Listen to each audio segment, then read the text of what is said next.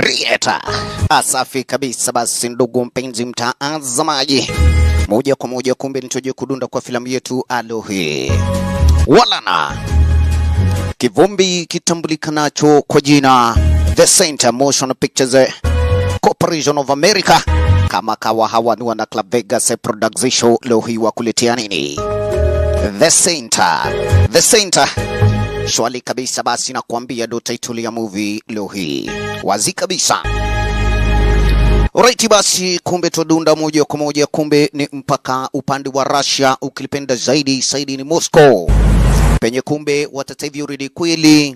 Kuna hili genge la kikosi cha magaidi walokuwa kwa sasa wanauziana pale. Basi kumbe na kuambia makombora hatari magaidi waliokuwa pale, basi terrorist muafaya.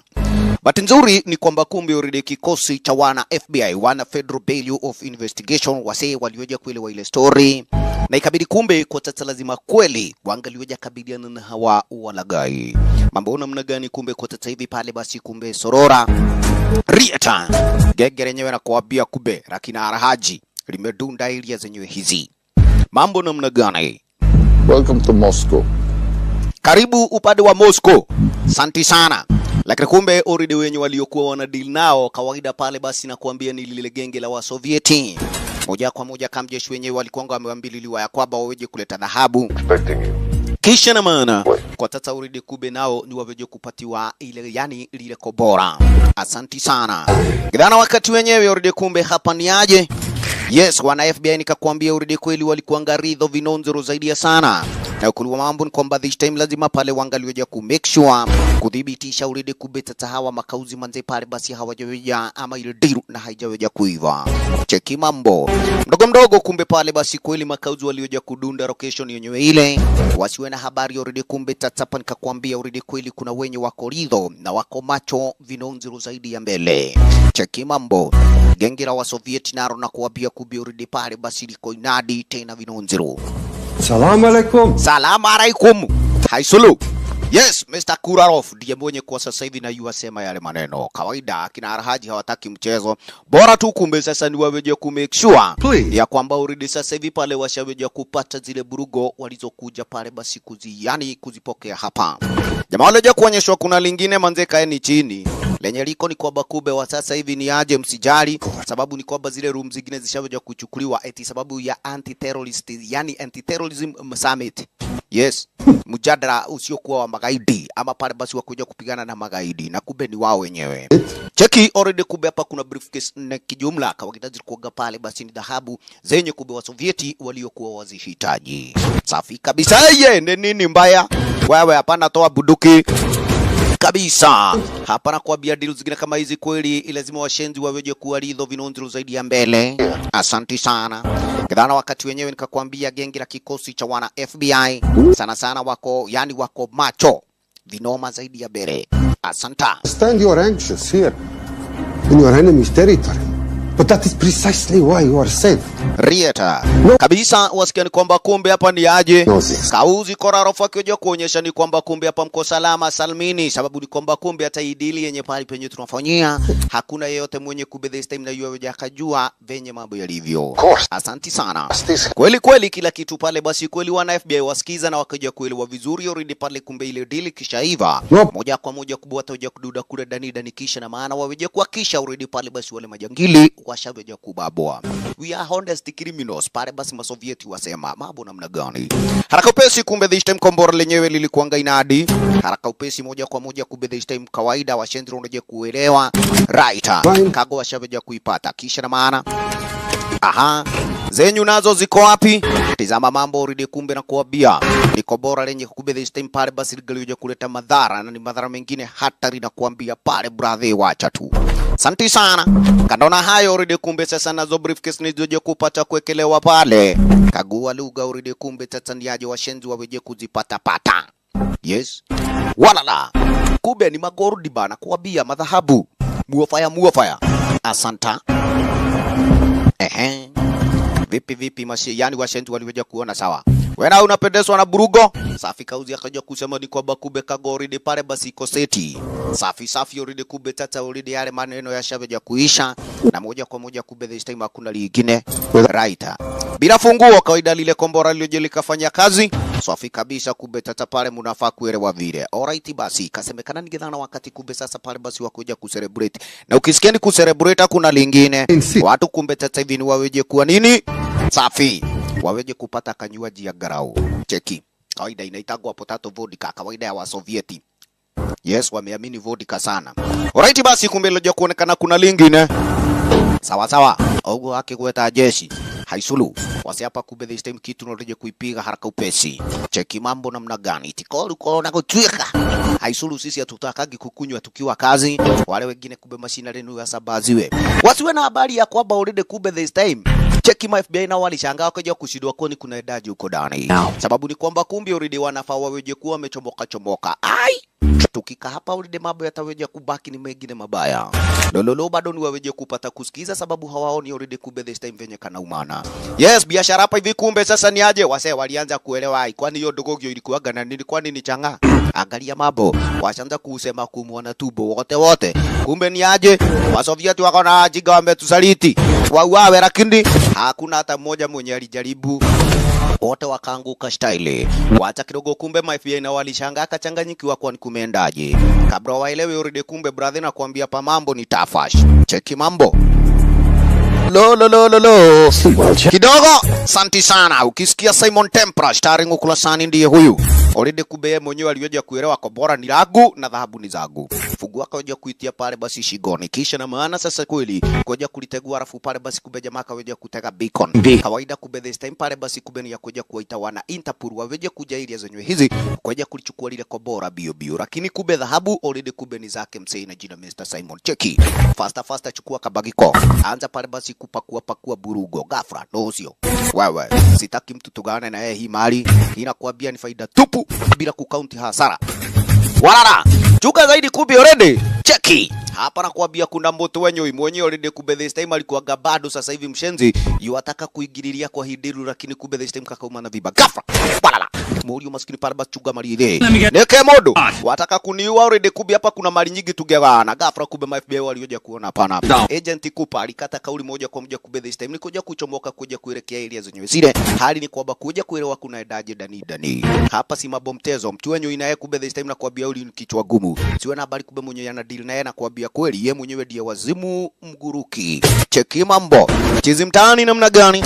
Hata kidogo kumbe ni aje Agent Cooper naye yu akuja hapa hivi haraka upesi. Mambo vipi lo maskini kumbe Bolio mwanaume chunga zaidi. La.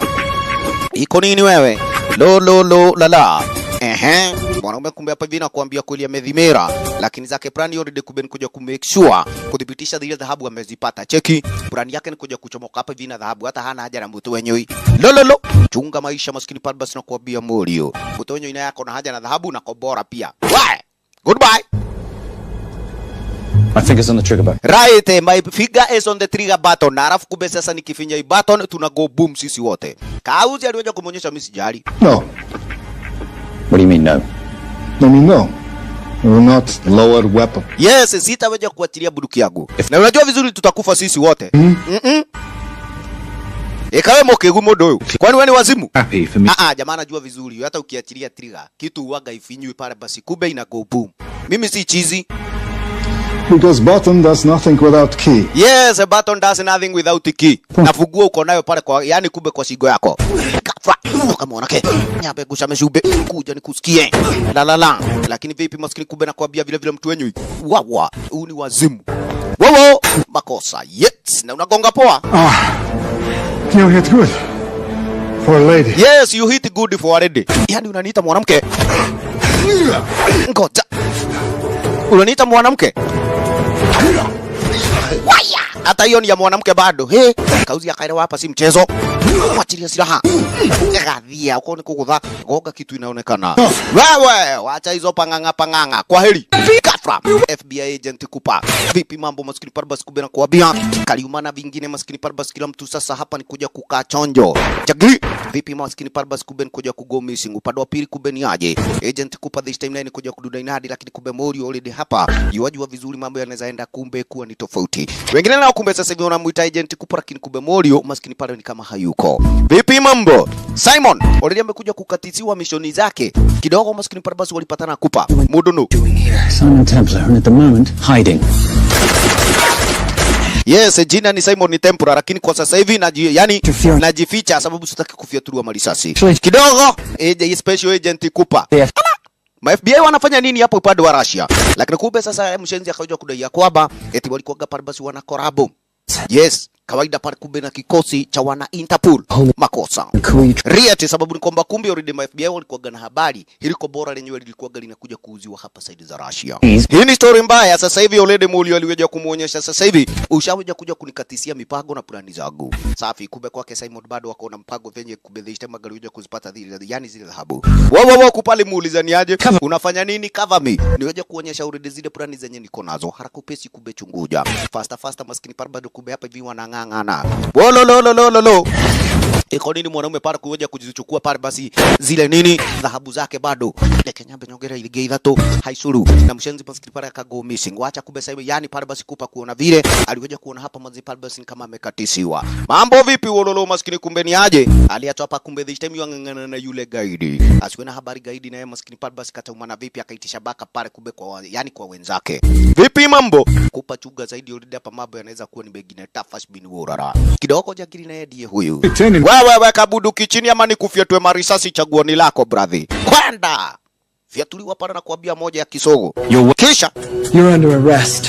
Are you serious? Eti jamaa umebambwa nani? Are you serious? Mimi mwenyewe nishikwe na nimeokolea maisha yako.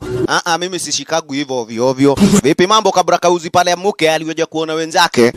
Safi ni aje? Chenye iko tunafaa tu tuweje kumshika huyu jamaa. Troll. We just need to place him under arrest. Yes, we just need to place him under arrest. Nani? Huyu. Nani? Ukisikia jamani Simon Templar unakuambia kumbe ni mmoja miongoni mwa waliokuwa pale basi wanajulikana master thief. Jamaa namna gani shawaje kumwachia kadi yake ya kazi. Imagine na iko hapa pale kwa moja kati ya zile briefcase jamaa amepereba. Cheki mambo. Anajitabua nani? The Saint ukipenda. Walana introduction tutanguliji mwanzo. Tulia dugu daranko anti bibile kamze jimisaika yote tuje kupata kunyonya raha pamoja. Baadaye Murili bidi pale basi kumbe naroje kuingia upande pili kwa dinga lake. Wanaboga kawaida pale basi kumbe na associate wake ya kibiashara kikiatablikana pale na jina Patricia. Na sasa hivi swali kabisa kumbe best yake je kumuonyesha Patricia tunafuata wewe yani jamaa anaelekea moja kwa moja ni mpaka upande wa pili kule side za Bucharest. Yani Bucharest samahani. Safi pale na penye kumbe this time watakapokuja kupata na huyu kike kwa sababu ni kwamba kumbe mishoni ni zingine nyingi. Najua ni kwamba kumbe zile dhahabu akaja kuchoko yani kuchokora pale kutoka kwa magaidi. Pesa zenyewe kumbe best mwenyewe huaga sana. Hata hana haja nazo. Huaga sana pale yuwasaidia mayatima na wasiojiweza. Sana pale basi jamaa ndiye huaga yuwajitabua na jina The Saint. Kaile tu akaja kumuonyesha na hizo devu jamaa maskini pale either unyoe ama uache kuwa hivyo. Swali kabisa kumbe upande wa pili pale basi kaja kusemekana na United Nation wametoa nacho kiasi cha shilingi bilioni 2.5 2.5 bilioni kawaida kumbe ni kuja kusaidia nchi ya Nigeria. Aliyekuwa president enzi na nyakati zenyewe ni msee na jina Ezekiel Ibaka. Na Ezekiel Ibaka alidai kwamba kumbe this time ataje kupigana na ufisadi vilivyo. Na kwa mambo ni kwamba kumbe sasa hivi lazima kumbe this time pale basi zile pesa zenyewe hakikishe already pale zimewaedea wasiojiweza. Right. Kawaida hakukosagi maassociate huyu ni mshenzi pale tabikana na jina Mr. Xada. Alikuwa ni mmoja miongoni mwa wenye kumbe sasa hivi aliyekuwa amekuja hapa mshenzi akioja kudai ni kwa already ako pale basi kumbe na biashara moja maridadi. This time waweje kufanya pamoja pale basi na President Ibaka. Na amini usiamini already kumbe this time pale kweli kile kiasi cha shilingi bilioni 2.5 2.5 bilioni amini usiamini sasa kilikuanga kimbeagaziwa sana na huyu kauzi. And remember, it takes courage to ask for help. The generosity you have shown my country has been overwhelming. And it will certainly help the healing process, but sadly, it's still not enough. Did you ever think that $2.5 billion would not be enough? Right, ulikuanga unafikiria 2.5 billion ama bilioni 2.5 dola hazitaje kuwa pale za kutosha, lakini kumbe una habari vipi? Hapa kweli sasa hivi Xander yuajaribu kuja kumuonyesha ukweli ni kwamba tutakuja kufanya kazi vilivyo na lolote utakalo pale tutakorabu. Vipi mambo na hiyo pete yenyewe? Kumbe tata hivi iko sawa, lakini kumbe kauja kaja kudaini kwamba hili kuaga ni pete ya familia, na ukweli ni kwamba kumbe tata hivi kweli ina maana mingi, ama inamaanisha ama ina maana sana kwangu. Asanti, usijali, kawaida utakuja kufanya biashara buda, na najua vizuri vikaribuni kumbe mwanaume. Yes, utakuja kuelewa kulingana venye na maanisha. And I'm incredibly grateful that it did.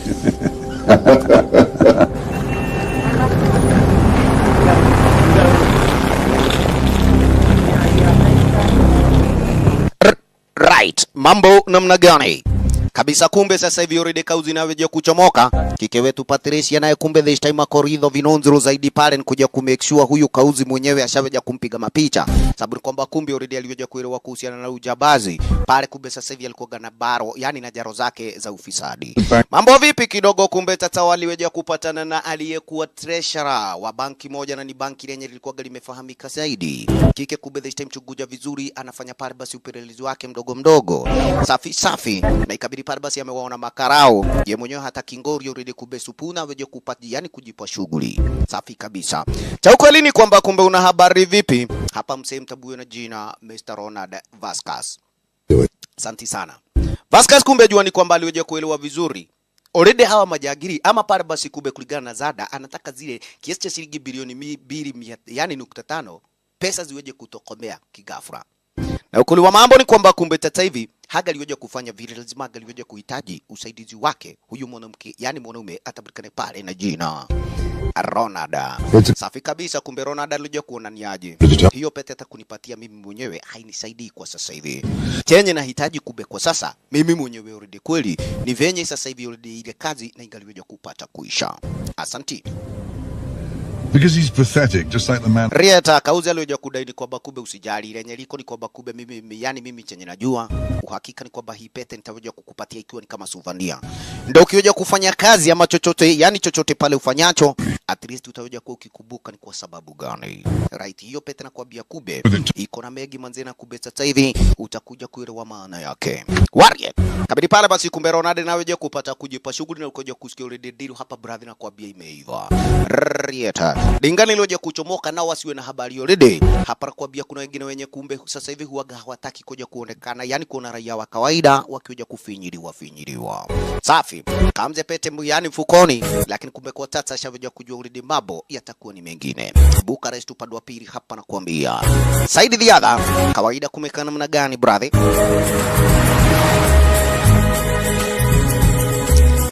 Right. Dhahabu zenyewe ziko hapo. Simon Tempura already kumbe this time pale nikoja kuzipiga donyo. Alafu kumbe ako na list hapa na penye zile pesa zote zinafaa weje kwenda. List? Uko na list? Ndio, iko hapa. Sikia. List iko namna hii. 800,000 to Doctors Without Borders. 750,000 to migrant assistance. La la la. 1.5 million to Children's Hunger Fund. Listen. Exactly. Wasikia kwamba kumbe besti anawasaidia wasiojiweza na wanao kuwa pale basi na uwezo wa kusaidiana. Hizo ni pesa nyingi sana manze, kumbe sasa hata hawa watoto hawazihitaji hizo pesa, lakini money, you are the boss. Right, you are money, you are the boss. Alafu minus my very little commission. Na nakwambia kumbe ukijiongeza peni wala dururu niweje kusikia hizo pesa zijaweje kuwafikia wenye nahitaji. Kama zena nakwambia kumbe sasa wewe nitakupiga donyo niweje yani kuzipata pesa zangu. Haisuru kaida huyu nakwambia ndiye mwenye atakapoja kuzipiga ndonyo pale basi kumbe zile burungo. Saidi ni Los Angeles, asante sana. Kumbe ikaweja kubaki namna gani chunguja. Hapa ni kwa Ronald Vasquez manyumbani. Na kamze mwenyewe kumbe this time already pale basi kumbe nikoja kupereba zile pesa upande wa pili. Alafu waweje kuziweka kwa account zingine zenye hazieleweki. Lakini amini already Vasquez mwenyewe alikuwa gayuelewa vizuri. Hapa brother nakwambia kumbe kataweja kuumana vino. Makosa maskini pale chunguja. Iko nini? Transaction maskini pale aliconfirm na divo hivyo. Pesa zote $2.5 billion maskini kumbe this time zenye zilikuwa zinafaa zilije kusaidia watoto wasiojiweza upande wa pili kule side za Nigeria. Zote maskini pale basi zikaja kuibiwa pale basi kumbe tu kwa kufinya mtambo wa computer. Right. Na kumbe sasa kamzi akajua vizuri already. Hapa kataumana ngori. Saidi ni Paris Ufaransa ukilipenda. Ria Riet pale na penye kumbe tata mwenzetu already pale basi amedhimera. Yaani kwamba kumbe already job yake shaweja kuifanya hapa.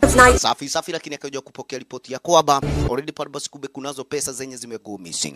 Jambo na renye kumbe watata hivi already kweli. President Ibaka amejaribu kumbe kuja kuelezea mpaka wa yani watu wake, lakini mambo yamekuwa ni mengine mabaya. Swali kabisa kidogo ni kwamba kumbe tata hivi ni aje Patricia ndiye alikata kauli kuja kumpigia simu kuja kumueleza Morio wajua nini. Ushaweja kusikia already kumbe sasa hivi mambo na corruption, yani pale basi ule ufisadi umekuwa ukiendelea. Rieta na uhakika ni kwamba kumbe already Kikeli kishaweja kufanya upelelezi wake hapa na kule, yani na kajua vizuri ya kwamba hapa kuna mtu mwenye kwa sasa hivi ashaweja kuhusika. Kwa sasa Kike mwenyewe hana jina lake yule kauzi, lakini yako na mapicha kadha wa kadha kuzihusu, yani kumhusu mse, na zaidi ya sana ashaweja kuelewa visa kadha wa kadha huyu jagiri amekuwa nazo. Asante sana. I've recently seen the Nigerian president in the company of this man. Picha kumbe tata hivi ni aje? Ulioja kutumwa pale basi kwa WhatsApp yake Morio. Kuikagua kumbe this time ulioja kuelewa. Jina hatuna lakini marana wakati wa mwisho nilikoja kumuona. The only other time he ever appears is in an NSA surveillance photo with Sheikh Mohammed Al-Kabiri. Wasikia namna gani kawaida marana wakati wa mwisho tulioja kumuona na Sheikh Mohammed Al-Kabiri. Mwenye kubeta hivi aliyekuwa pale ni sonko wa kikosi pale baba na kuambia chama terrorist hatari kubwa. Right? Wana Al-Qaeda. Hiyo ni ishara mbaya kumaanisha ni kwamba tata huyu kauzi inabidi lazima aweje kuangaliwa, kwa sababu ni kwamba kumbe ikiweje kuonekana vizuri hizo pesa already kweli zimeishia mfukoni mwake huyu mzai pale basi na kulingana na wengine. Patricia kumbe tata hivi lojo kumuonyesha usijali buda. Lakini manze hizo ndevu niliwakwambia unyoe, lakini manze zinakufanya ukue mzee sana. At least fanya kakitu.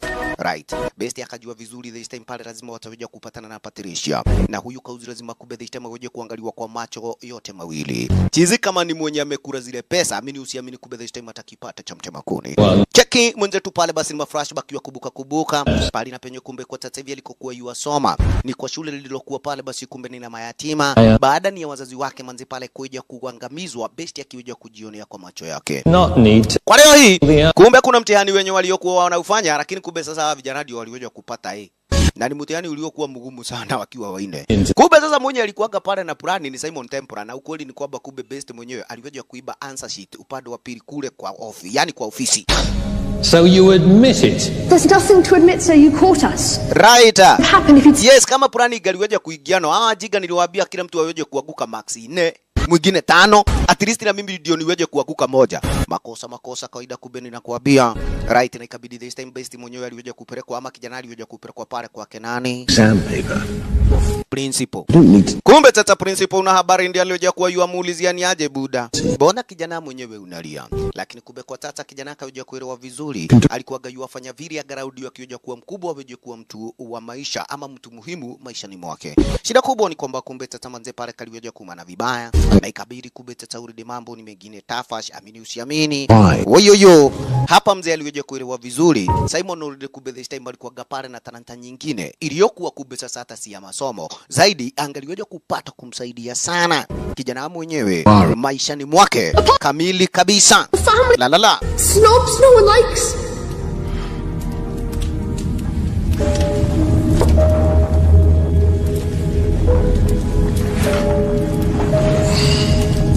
Do you have any idea how this family acquired its fortune? Right. Wacheki ni kwamba kumbe tata hivi ni aje? No. Hapa mzee aliweja kumuonyesha usijali kijana, kumbe kwa sasa hivi nitaweja kukuonyesha haswa manze pale basi kutoka pahali na penye hii familia ilikoja kuanzia maisha yake. Kwa sasa alimpatia ile pete. Cheki. Kumbe hii pete ilikuwaga pale basi kumbe ni ya zamani za kitambo. Ilikuwaga ni ya watu watabulikana na the Knights of the Templar ama Knights Templar ukilipenda. Na kijana hapo ndiko mara na wakati wa kwanza alikoja kuipata ile pete mikononi mwake. Huyu Kamze aliyekuwa kumbe ni principal wa hili shule la mayatima jamaa na jina Mr. Gzada. Elewa? Safi. Rieta. Na kijana akaja kuambiwa pale basi story na wale Knights na kadhalika. Right. Hapo ndiko pahali na penye life yake Kube sasa hivi na ikaweja pale kubadilika. Saidi ni Washington DC upande wa pili. Shwali kabisa, jua ni kwamba kumbe already nikakwambia kuna watu wenye kwa sasa hivi hawatakagi kuja kuona wengine wakifinyiliwa. Kube side za Washington hapa kuna ngori. Sababu kwamba Kupa aliweja kutumwa side za Moscow na yani na masupiria wake. Lakini kumbe Kupa akaweja kuenda pale basi kugongana na kauzi fulani atabulikana pale basi yani atabulikana na jina Simon Templar. Kidogo kidogo sasa already ati jamaa anaweja kupata kuendelesha upelelezi wake, lakini already Kube sonko wake hapa amejamishwa naye vinoma. Santi. Cheki mambo. Safi safi nikuja kuangalia huu jamaa Simon Templar. Simon Templar ni nani? They call him the Saint. They call him the Saint. Huu ni jamaa kumbe kwa sasa hivi already kweli tumekuwa tukija kujaribu kumsakanya kwa muda wa miaka na miaka. Yes. Na imagine kwamba kumbe jamaa ni muona international thief, yani ni mwizi aliyekuwa ni hatari sana. Yeah. Right. Na huyu jamaa ndiye alikuwa Russia. So afi akaja kuiba dhahabu, lakini Kube already kwa sasa hivi akaja kuita wana Interpol ndio waje kushughulikia lile kobora. This time jamaa akaja kuonyesha ukweli ni kwamba sasa hivi already job yake yani job yako kubwa si kuja kumtafuta pale Simon Templar. Kazi yako wewe mwenyewe ni mwana FBI. Wewe sio mwana CIA wala mwana Interpol. Active anti-terrorism operation. We're sorry, we're going to let him walk? He's not our problem. He is not our problem. Rieta. Won't back you. Yes, na jamaa sitaweja Kube sasa hivi kuja kukupatia backup kwa hii kazi. Ala! Kupali jam. Paul, that ever check out? What? In your report you said the Saint set off a homing device alerting Interpol to the nuke. Did that ever check out? Yeah, it did. What's your point? So maybe he wasn't really the bad guy in the situation. Right, yes. Aliweja kuwaita wana Interpol ndio waje kuja kushughulikia kobora. Hii ni kumaanisha ni kwamba labda jamaa mwenyewe hakuwa gamba kuliko yani kulingana venye unasema. Wacha za ovyo. Huyo jamaa already kumbe sasa hivi lazima this time tuje ku make sure ni kwamba Kube umeshakuja kusahau story zake. Right. Hey, wewe ni utaweja kukaa sasa kwa kiti mpaka wasana wakati holiday case itakapoisha. Uko na kazi nyingi ya kuja kufanya, wachana na mambo mengine. Na mimi usiamini already Kube sonko alikuwa serious manze, kumbe this time ni kuja kumtishia maisha pale kijana mwenzetu Detective Cooper.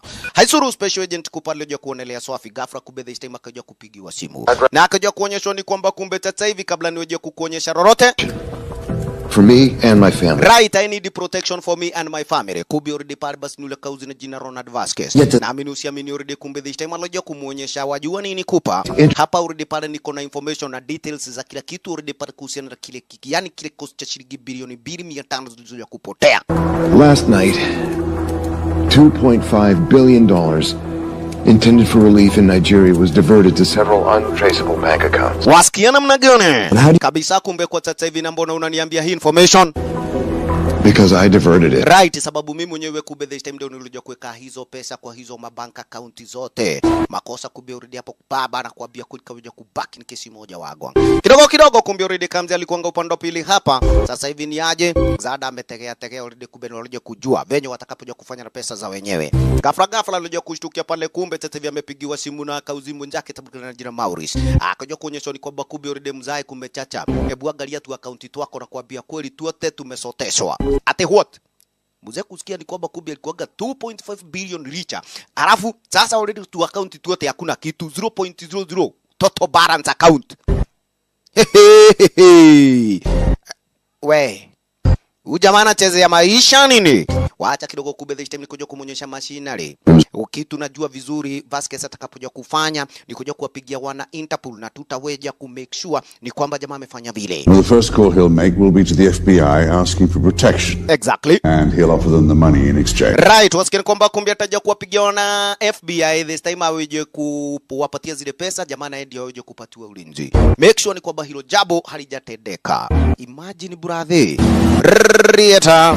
Upande wa pili kumbe sasa hivi una habari ni aje? Maurio na lazima Kube this time angalia kumkujia kike Patricia. Patricia naye kumbe this time akaja kumuonyesha ni kwamba lenye anajua ni lazima pale basi Kube this time waweje kuhakikisha zile pesa wameshaweja kuzipata. Huyu ni nani?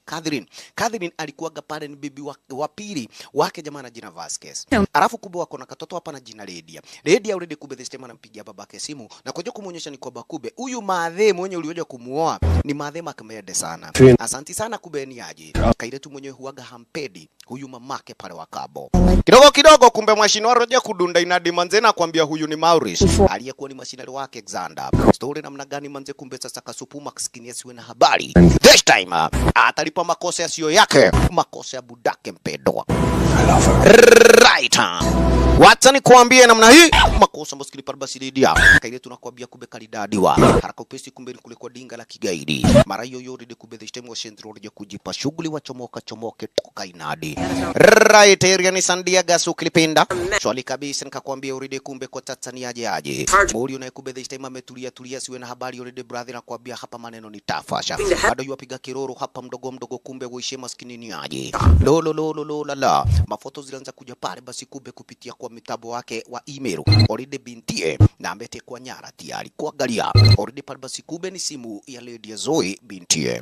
Mambo namna gani? Oride kumbe mwanaume alikuja kuonyesha lenye liko ni kwamba kumbe uko na burungo yangu na mimi niko na burungo yako. Hii ni kumaanisha ya kwamba wewe kunipatia pesa zangu ni wewe kupatia binti yako. Chaguo ni lako tata. Well, I've got all the time in the world, but unfortunately your daughter doesn't have that luxury. Right. Mimi niko na muda wote lakini kumbe binti hiyo hana muda. Her well-being is entirely in your hands. I tell you what, because I like you, you've got 48 hours. Right, you only have 48 hours. Binti yo basi pale kumbe sasa hivi ataweja kulipa kile kiasi cha shilingi bilioni 2.5. Morio na alikuanga mwapigia wana FBI tena akaweja kuona hapana. Kidogo uride kumbe mwanaume aliweja kufanya hesabu. Akaweja kuipata ile pete na huyu guide mwenye naji yani tabukana jina Zada ndiye aliweja kumpatia. Kabaki namna gani uride kumbe this time? Kauzi sababu ni kwamba kumbe uride ni expert wa yani pale basi wa makompyuta. Akaweja kuona hili pete ndilo lenye litakuwa la usaidizi. Mambo namna gani? Alright. Zile akaunti zote yuazijua na pesa yuajua kila pahali na penye zimeenda. Rieta. Lazima sasa uride kube na weje kuwa na plani B. Sababu ni kwamba kube amejua uridi familia yake na iko tambani. Warieta. Saidi the kabisa nikakwambia area ni London sasa hivi. Morio nikakwambia uridi kumbe akona zake leo hii amenyoa. Kidogo kumbe ukawa na habari ni aje. Patricia akaja kumuonyesha mimi uridi pale mwanaume niko hapa hivi kwa bicha. Na ukweli ni kwamba kumbe sasa hivi uridi pale kulingana na venye best ashabeja yani kike ashabeja kupata upelelezi wake. Ashabeja kujua ile pesa upande wa pili kutoka upande wa pili kule side za Nigeria. Yani kulingana na upelelezi wake kaweja kujua uridi hapa kuna msee aliyeweja kujulikana kwa jina Mr. Vasquez. Na huyo kauzi sasa ni mwana private banker. Hivi karibuni ako pale basi kube amekoboa kwa nini? Yes, hoteli moja ghafla wewe ni aje mtu wenyewe kumbe mtu wenyewe ameiba orange lakini jamaa akaja kumpeleba orange na akaja kumpatia business card. Yes, jamaa akaja kuonyesha ukamu usaidi za yani San Diego haraka iwezekanavyo. Yes, akarudisha pale orange yake wa mami. Saseko poa kumbe hata mademo hawajui wameperebwa. Hiyo ndio job yake the saint ukilipenda. Asanti. Ile tu akadaini kwamba kumbe mimi nitakuwa kwa beach Morio na uharakishe tali yangu. Cheki. Mgondi naye pale mtu wenyewe ikududa ina hii orange iko wapi? Alioja kupata pale ni business card. Imagine pale imeandikwa the saint. Kaigoma agolukile. Hai. Na pereba orange inakuwa business card. Rieta. Huyu naye kawaida pale basi kumbe ni kupa mejam vilivyo. Kaweja kududa uridi pale basi kumbe kike wetu pale tabukana na jina Dora. Dora kumbe sasa hivi alioja kuelewa vizuri uridi kuligana pale basi na zile pesa zenye zikaweja kuibiwa upande wa pili pale saidi. Yani zilioja kuibiwa. Kike mwenyewe vile alikuwaga pale basi akaweja kuelewa San Diego kuna huyu jamaa mwenye amekoboa hoteli. Jamaa tabukana pale basi na jina Ronald Vasquez. Na ukoni kwamba kumbe Ronald Vasquez chunguja vizuri Morio mwenyewe ni mmoja miongoni mwa waliokuwa pale basi masekretari wa banki. Yes, na huyu jamaa kumbe kwa sasa hivi already kube mwenyewe pale basi kweli wanaweza kumuulizia maswali kadha wa kadha. Ngorini kwamba kumbe sasa hivi jua ni aje mwenzetu maskini hawezi akatoka hapa. Amini usiamini this time maskini kube ashaveja kuwa yani amewekewa vikwazo na sonko wake. Imagine clean $2.5 billion. Right.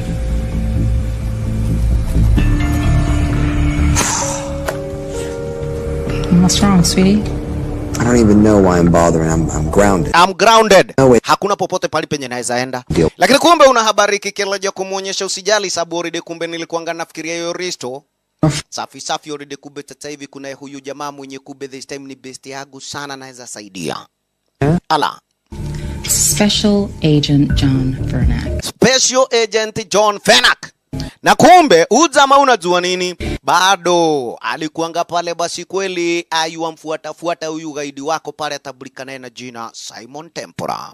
Hiyo ni ishara kumaanisha ni kwamba already Fennec tukioja kumpatia kazi mara moja atakuja kuifanya kazi kinaga ubaga. Right, Grande Del Mar upande ni wa San Diego, lile hoteli lenye kube sasa hivi.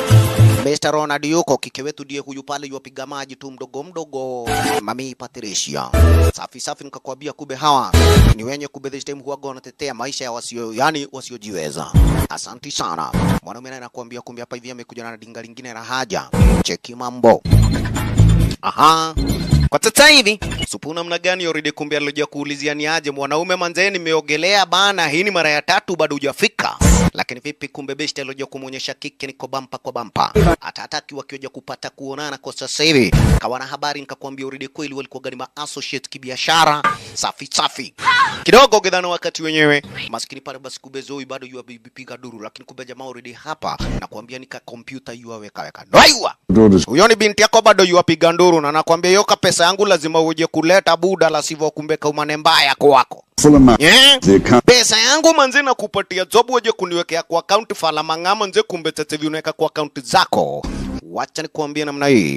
Intio already pale kumbe tete na atalipa. Wow. Wacha kidogo na jamaa alikuwa amewaita wana FBI. Sasa already kumbe yuaona hapa mambo yataweja kubaki kuwa ni mengine tofauti. Story namna gani? Warieta. Morio na kumbe sasa hivi ningedana wakati wa dunda upande wa pili kule hotelini.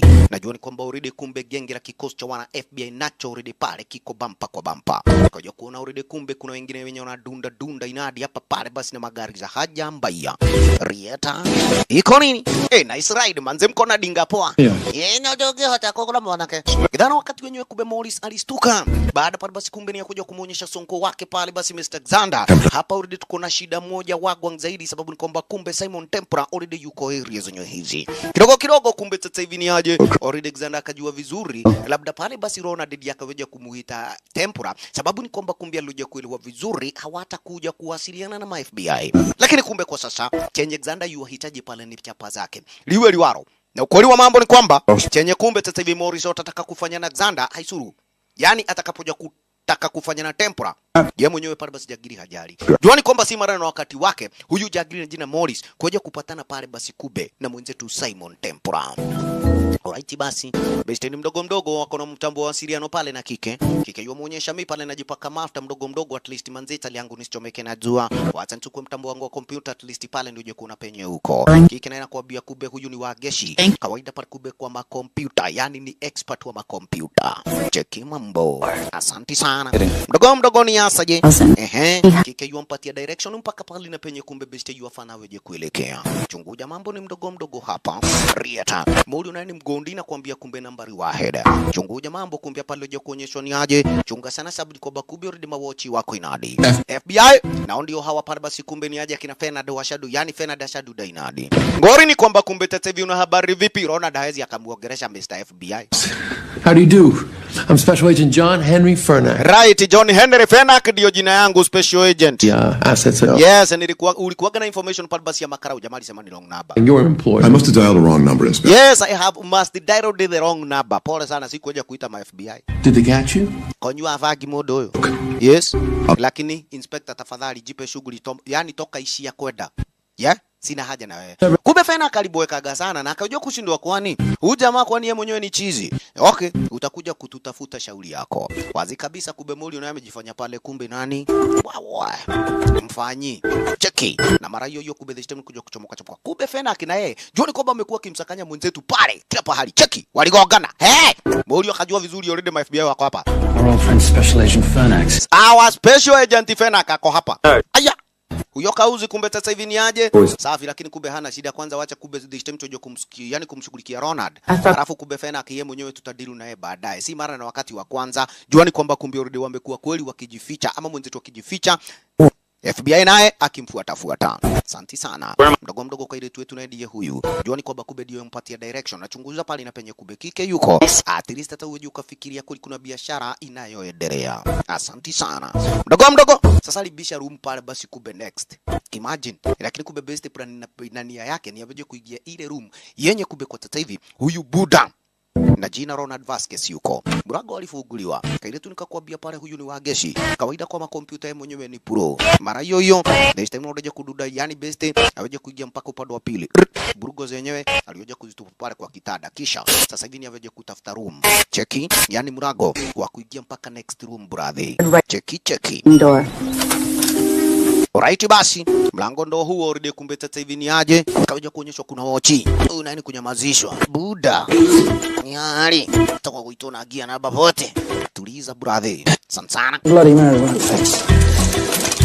Yes, hiyo story ashamaliza. Mara hiyo kumbe kisha na maana this time ni mpaka upande wa pili kule Dani. Plani nikakwambia nania ni moja sasa. Cheki. Kula kwa safe lake huyu kauzi na jina Ronald Vasquez. Harakopesi kumbe this time. Cheki. Aha, kawaida. Safe zingine kama hizi.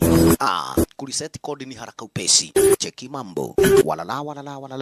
Aha, 1 2 3 2 4 5 6. Yes. Cheki. Kidogo kumbe alija kupatanga box hapa. Kaweja kuelewa hili box already kweli lina mambo swafi. Kuangalia kumbe aliweja kupata pete tena ikaweja kumkumbusha Megi. Tangu siku wakati alikokuwa mtoto mdogo, maskini pale basi hii pete ameshawaiweja kuiona maishani mwake. Kabisa pale kwake yule principal kule kwa lile shule alikokuwa yusoma la mayatima. La best chuga kusireki. Simon kike yua muita ghafla kumbe ni aje? Already wateja wako area zenyewe hizi manze pale kumbe una habari ni aje? Mr. Vasquez ukaweja kuniita sababu ya hii pete. Nilijua tu utaikujia lakini hiyo already burugo yenyewe ni ya mine. Ghafla pete chukua wewe na wewe mashina leka kado. Sitakage mchezo na mabudukina uikale hau. Wow. Jamaa nakwambia kumbe ni moto wa kuotea mbali lakini sasa hivi already kumbe ni aje jamaa alioja kudai ndio siku ya kuambia ma FBI sababu ni kwamba kumbe already pale mwenye nikaibia pesa. Mujiga mwenyewe akaja yani akoja pale basi kunichukulia binti yangu. If I let the FBI right. Na kama kumbe sasa hivi ningaliweja kuwapatia ma FBI zile pesa. Already mimi mwenyewe pale basi maisha ya binti yangu yangekuwa ni tafasha. Alafu the money. Pesa nimeficha ndio. Lakini singaliweja kuwapatia wana FBI. Ukweli ni kwamba kumbe sasa hivi wewe mwenyewe ndiye nataka uweje kuenda pale basi exchange zile pesa pamoja na binti yangu. Hivyo tu ndo nitakapoja kuhakikishia kwamba kumbe binti yangu yuko salama. Kumbe wakiwaeli wasiwe na habari ya kwamba already mwenye pesa naye alikuwa gati pale amewatuma wale mashinari hatari akina Morris. Na akina Morris wako na mipango this time venye kube this time huyu Kamze hawagaliweja kupata kuongea na mwenzetu Mr. Simon. Ghafla maskini par kube best kuja kushtukia chopara kigaidi ndilo hili. La. Wa miaka jua vizuri already kube kunondro kaja kumuonya Morio chomoka inadi. Livova. Ate what? Bololo. Kumechacha. Kumedhoka kigafra. Ate what? Kika. Koja kuonyesha kila mmoja pale kweli na weje kugomeshi. Nikika ile tu kutebao. Wacha kutupambao already kweli kumedhoka. La. Majangili. Wamekuwa kitu kingine Marco. Besti pale basi shikanisha bude kisha na maana. Deal na majangili. Right. Morris.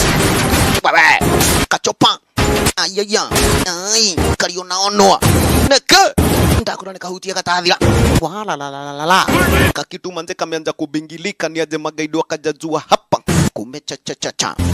Ngori katika hari. Wacha kumbia kina Fena kina audio wanakuja kama wamehema. Gidhana wakati wenyewe maskini pale kubuild Kamze mwenyewe hapa amepatwa malisasi. Kamuonyesha ni kwamba right, the account numbers are in your ring. The key is a nomad. Sasa key hiyo unasikia key ndio noma. Makosa tafadhali pale kube okolea binti yangu. Makosa pa Kamze na kuambia kube wacha. Ghafla Fena kama maskini aliyoja kuona kweli ameangukia. Rororo yule jagiri amekuwa kimtafuta kwa muda manze. Call an ambulance. Put the gun down. No. Put your hands up. Put your hands up. Papa si chao nini? Huku ni kuangukia. Mori aliona sawa. Chasing you around the globe. Manze kwa kukutafuta kwa muda wa miaka zo. Buda boss nimepata the cent ghafla. Labda si leo siku yako nyingine. Fayata. Rieta.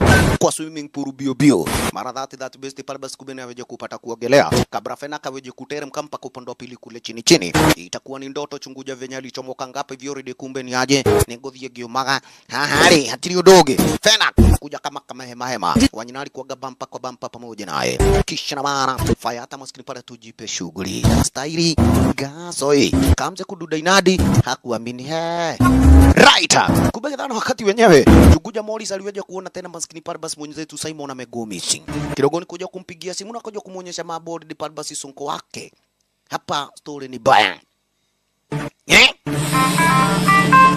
Morris. Ogea. Good news. Things got a little out of hand. Yes, mambo yameenda tofauti, kachopa kamego bumu, mujiga amego. Yani jamaa amehepa. Yes, Simon ametoroka na ametoroka sijui na nini na information. Na isitoshe. Well, yes, Vasquez ni maiti. Ate what? Kafura kachopa kaligo boom kabisa. Makosa. Hapa nikakwambia kubia kuna cha mchezo. Warrior liweli waro waishe maskini kumbe tata hivi. Kajagiria kajua already pale kama information iko mikononi mwake huyu mshenzi pale na jina Simon. Mambo yatakuwa ni tofauti. Cheki. Nikakwambia kubia already pale Zada anamjua vizuri pale Simon sababu alikuwaga pale ni principal wake kule kwa ile shule yani la mayatima. Kijana alikokuwa pale na yuasomea. Cheki. Kwa tata hivi kumbe una habari namna gani baada ya Kamze kuja kuona kijana hasikii masomo ilibidi kwa sasa na weje kumuletea jamaa fulani na akaja kumuonyesha huyu Morio ndiye mwenye kubedha time atakapoja kuwa ni mwalimu wake toka na leo hii. Asanti. Leaves to what? I think I'll let Zada explain that. Good luck. Right. Zada ataweja kukufunza, yani ataweja kukufunza kila kitu. Zada sasa ndiye huyu. Mambo vipi? Asanti sana kumbe kijana aliyoja kusidagwa Zada unataka kunifunza unifunze nini? Lakini kijana akaja kuonyeshwa ni kwamba kumbe sasa hivi yule masomo mwenyewe pale basi huyasikii lakini kweli uko na talanta ndani yako. Hiyo talanta yenyewe pale basi kumbe sasa hivi ndio tunataka pale uweje kuchimbuka. Siku na wakati mmoja utaweja kuwa mtu mzuri. Watu kumbe this time watakuwa kumbe sasa wakikutegemea. And I'm body. I'm not a doctor. I'm a trainer. After we get finished. Yes, I'm not a doctor but I am a trainer. Na ukweli ni kwamba kumbe sasa mimi nitaweja kukufunza kila kitu chenye wahitaji. Cheki mambo. Right. Na amini usiamini already zoezi na nilianzia pale. Kijana una habari kumbe the time alikuja kushinda kwa Xander yuamuonyesha vipi. Lakini kumbe the time Xander akaja kumuelezea ni kwamba yes. Hebu nigoge. Wa! Kuoga maskini pale kijana yani jamaa amegomisi. Modo. Kwa nini napiga hewa nini? Lesson 1. Never take your eyes off your opponent. Right, never take your eyes off your opponent. Yes. Sawa. Na ukweli ni kwamba kumbe sasa ukifanya vile kijana, hata nikwambia kumbe mambo yatakuwa mengine. Safi already kumbe nikakwambia kumbe hapa ni megi yenye Kamze maskini pale basi na yua kubuka ni aje. Right, pete yuko nayo na hii ndio ameambiwa ni account number. Goli. Kidogo. Sasa kike wetu pale basi walikuja na nani? There's never a dull moment when na Roy already kumbe ni jokopai wa kawaida. Chuguja sasa. Na ikabidi kumbe sasa already kweli ni waanze kushughulikia venye wangaliweja kuzipata already hizi sasa burugo.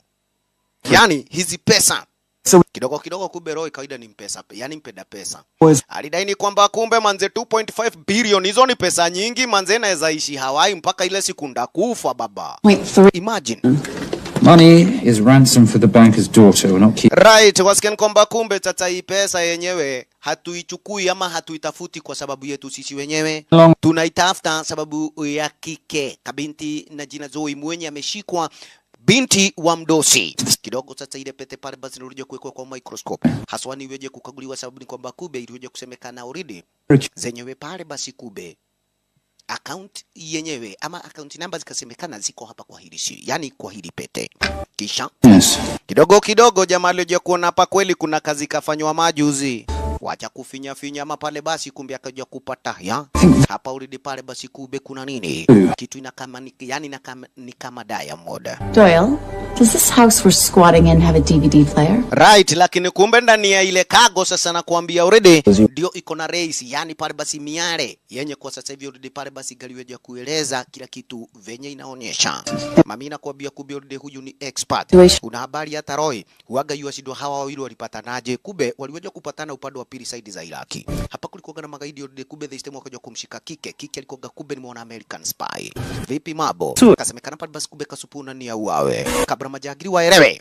Kumbe alikuwaga ni chui toto. Cheki. Ni kike sasa yuwapatia story venye walipatananga. Yetsa. Cheki. Kuwa mada wana majangiri na kuambia stahili ilikuwa gani moja maridadi lakini bahati baya alikuwa gatialisha veja kufunganisha upande wa pili pale kwa pingu. Gafra kaja kustukia tidudhi. Ndio hii pale basi kumbe ni aje. Honda ina kamunyo tena kuangalia kumbe the time akaja kuona hapa huyu kawaida pale basi kumbe mshenzi yuonekana si kama adui. Kumbe jamaa naye alikuwa kwa shughuli zake za uspy kama kawaida za uragai. Beautiful woman in chains and 3 dead bodies. Yes, beautiful woman in chain alafu hapa kuna watu watatu wamekufa. Hey, Neke. Wewe ni nani na unatoka wapi? Let me put my hands down, I might be able to find... Right, nikikuja kuniambia niweke mikono yangu chini, nitaweja pale kukutafutia yani funguo ya pigu. Motorcycle holiday. Right, niko motorcycle holiday in Iraq. Cheap here. Ndio, sababu niko kumbe already pale petroli hapa hata ni rahisi. Yes, si bei kali. Patricia Home. Jina Patricia Home. Simon Templar. Na mimi naitwa Simon Tempura. Hapo na imagine kwamba kumbe wakajuana. Nikupatie raida namna gani? Nataka siku wakati wenyewe. Amini usiamini kumbe this time wamekuwa ni aje ma associate wa biashara na wamefanya ni mambo mengine mengi zaidi. Alright. Roy, umejua pale na penye tukapatana. Kidogo. Swali kabisa kumbe already hapa ni aje. Chunguja kulingana pale basi na zile nini? Miare already kumbe sasa hivi walioja kuelewa vizuri hapa kuna nini? Kuna shida.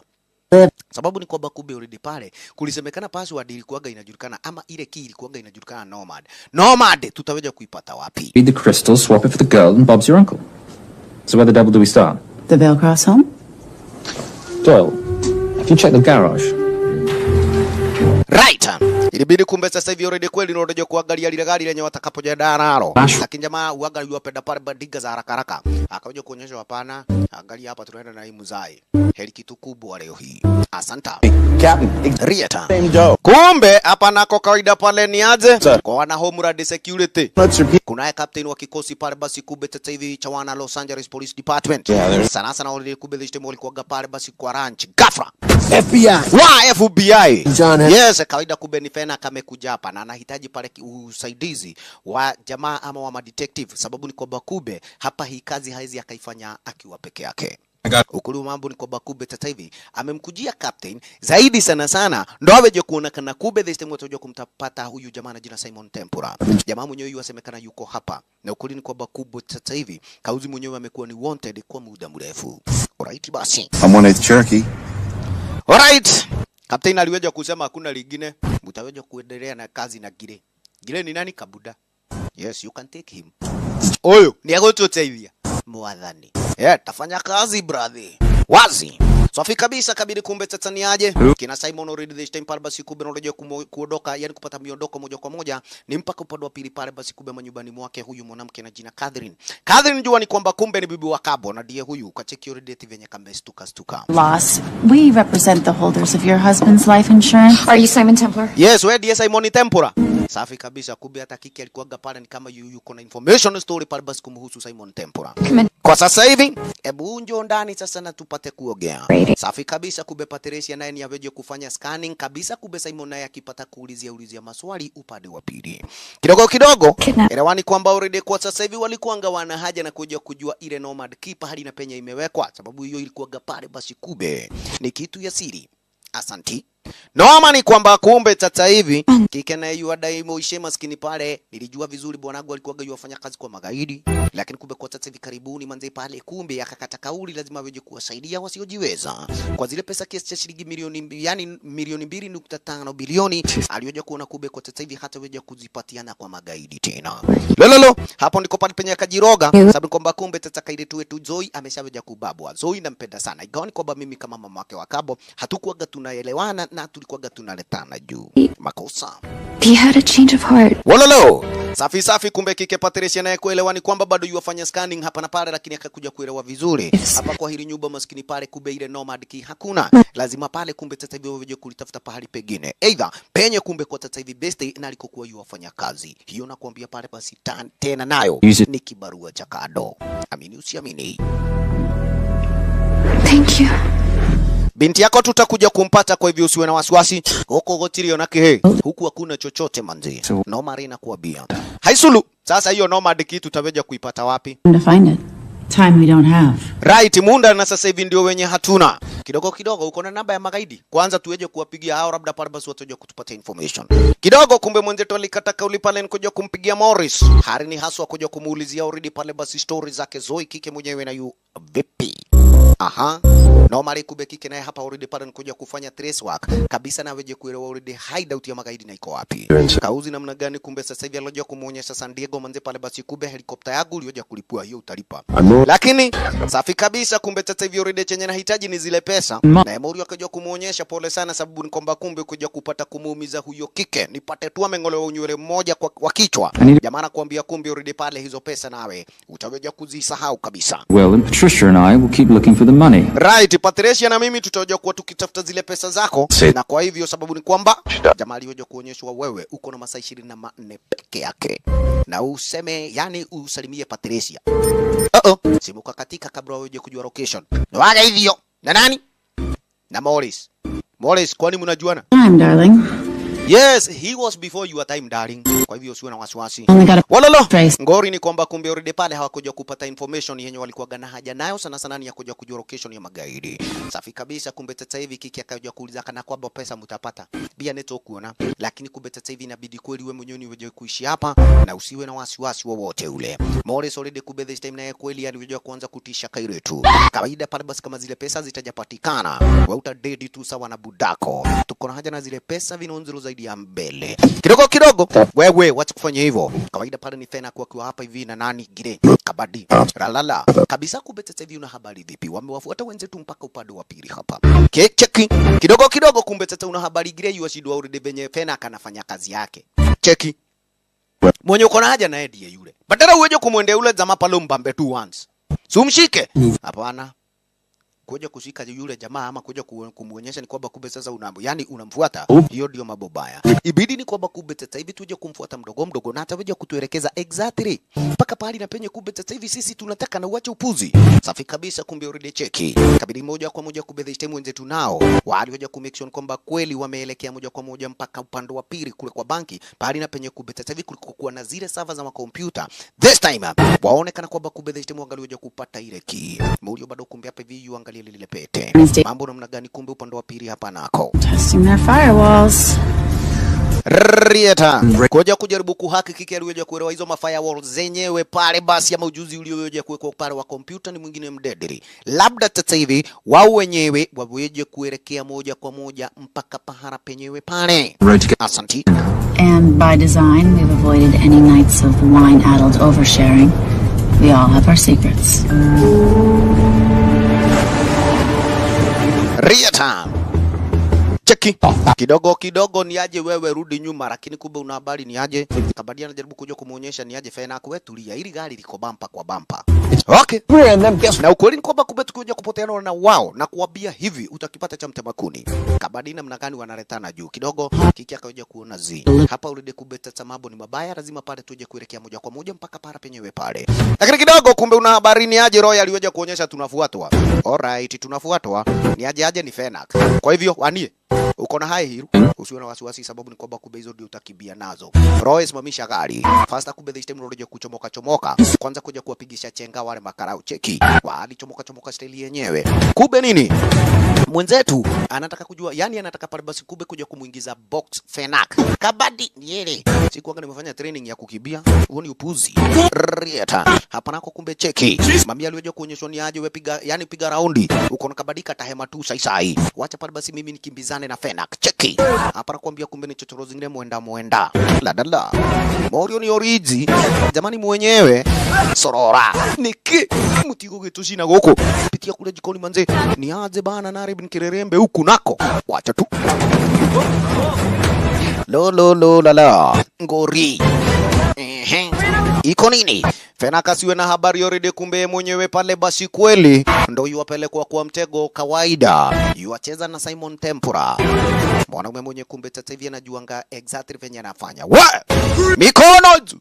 Ni aje buda utatorokea wapi sababu kwamba kumbe road imeisha sasa. Pigo mkononi mara moja tuje kuelekea kwa station. Already mwisho wa rami zako 40 siku na zimefika Morio.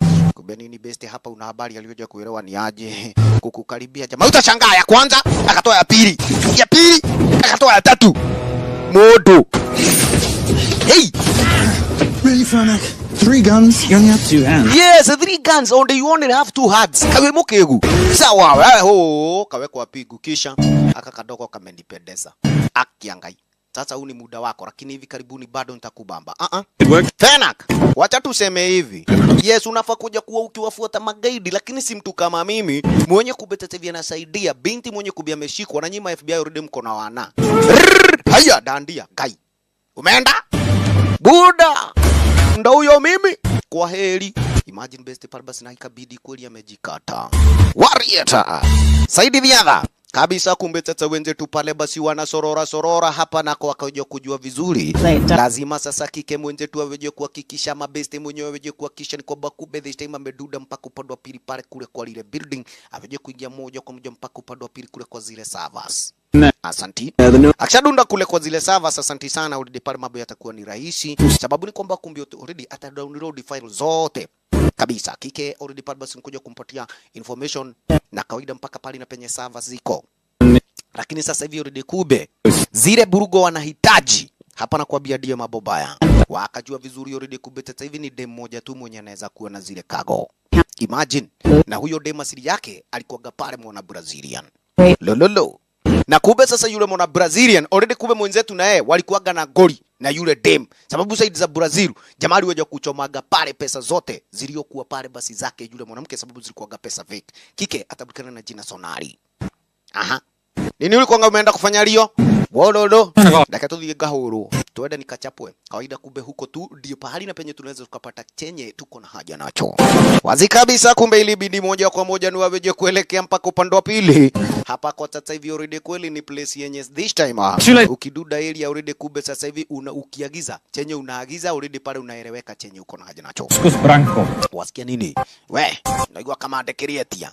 Safi. Mara moja kumbe this time ni aweje kupelekwa mpaka exactly pale na penye kumbe the best na anahitajika.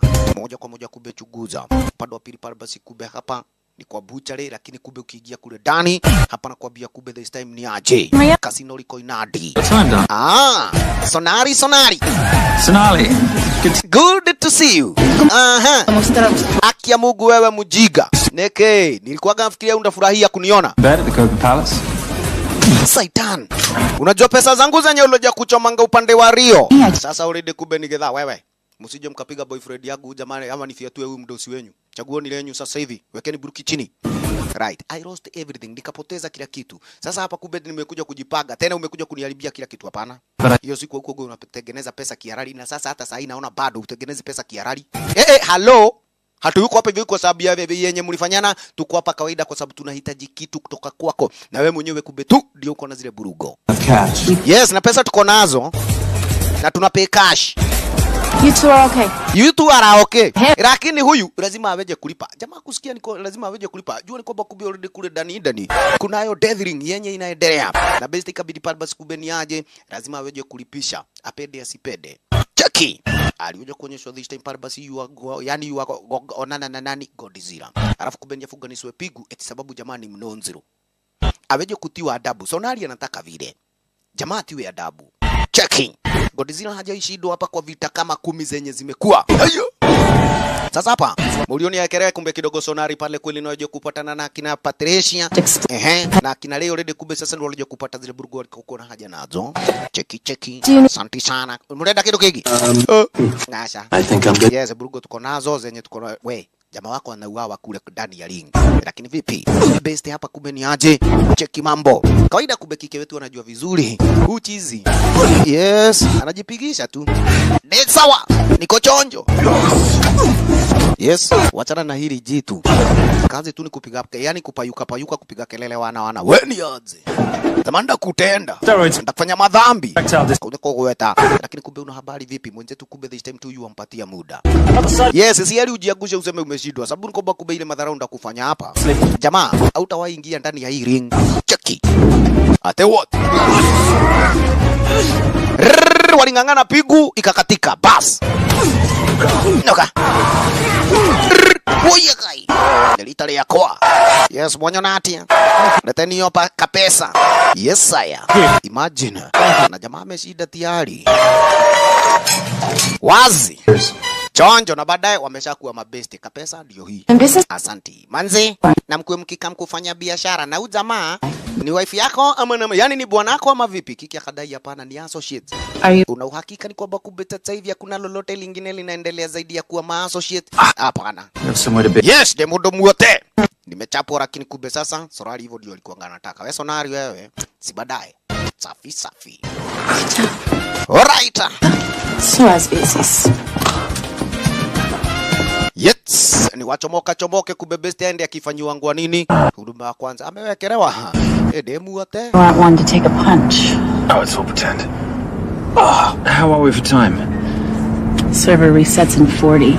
Your point of Riet wasikia kumbe sasa wako nayo timeline, yani wako na muda wenye wanafaa waje kuingia upande wa pili kule ndani ya lile building, na ukweli wa mambo ni kwamba kumbe waje kuwa wametoka haraka iwezekanavyo. Rasivori kumbe brother na kuambia mambo kwao yaweje kuwa ni mengine tafasha. Kagua lugha ghafla maskini pale Morris na Eddie huyu. Kadaini kwamba kumbe nimempata temporary kumbe tata wakiwa na yule kiki atambulikane pale na jina Catherine, yani samahani Patricia. Kasemekana ni kwamba kumbe tata unamjua vizuri yo mshenzi akioja kuzipata zile pesa. Tena itakuwa ni baraka kwetu kuja kuzipata kutoka kwake. Make sure ni kwamba kumbe tata fanya kazi yako. Already umewapata wapi? Yani umewapata pata ndio tuweje kupata zile pesa zetu. Haraka upesi maskini pale basi kumbe cheki. I'll pay for the sins of her father. saintly courage, worthy of a Templar. Templars are nothing but a boy's own bedtime story of medieval knights gone bad. And yet you go charging to the rescue, heart on your sleeve.